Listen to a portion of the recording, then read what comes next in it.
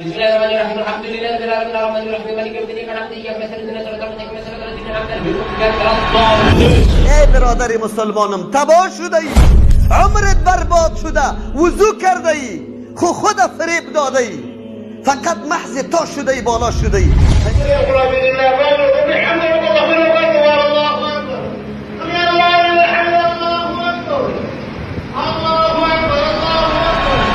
در قرآن چی میگه؟ ورتل القرآن ترتیلا، شما قرآن ترتیل بخوانین. خواندن درست قرآن فرض از بالای تو مسلمان. اما این قسمی که ما در تراویح میخوانیم هیچ کدام از این نه مطابق طریقه رسول الله صلی الله علیه و است و نه ترتیل است. الترتیل هو التجوید. علما میگن ترتیل چی است؟ تجوید است. تجوید چه قسم خوانده میشه؟ الحمد لله رب العالمین.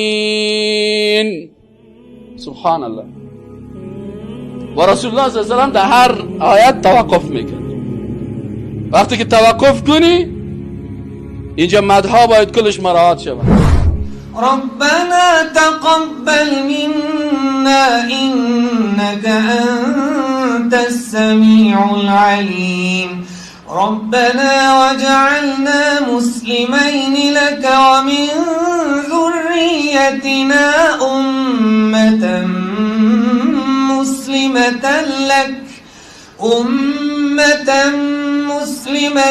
لك وأرنا مناسكنا وتب علينا إنك أنت التواب الرحيم. برادرکم مقایسه کو قاری با قاری، قرائت با قرائت، نماز با نماز، عبادت با عبادت. اگر تو هوش داری و عقل داری، بعد از این معامله و میدان پیش خودت است. ما دیگه دعوت بری تو دیگه دعوت داده نمیتونیم که بیا قط ما باش. ما میگیم نه، گپای ما را قبول نکنی، گپ وزن کنی در ترازو پرتی که با کتاب الله و سنت رسول الله کدام گپ موافق و استوار است. ما کسی را دعوت نمیدیم که پیروی از سخنای ما بکنه. ما میگیم نه، پیروی از کتاب الله و سنت رسول الله بکن. آن چیزی که قرآن تو را امر میکنه اطیع الله و اطیع الرسول.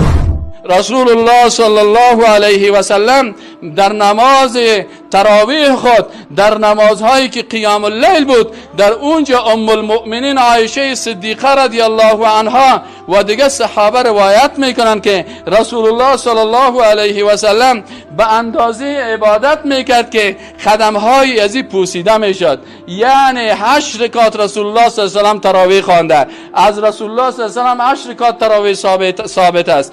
تا زمان ابوبکر صدیق و دیگه با این مسئله 20 کسی اختلافی هست و بعضی علما ایره اجتهاد میکنن و بعضی ها مثلا بعضی روایت میگیرن، لکن رسول الله صلی الله علیه و سلم 8 رکعت میخواند. هر رکعت نماز به طریقه ای میخواند که حتی صحابه میگفتن که نزدیک بود که از ما سحری قضا شود.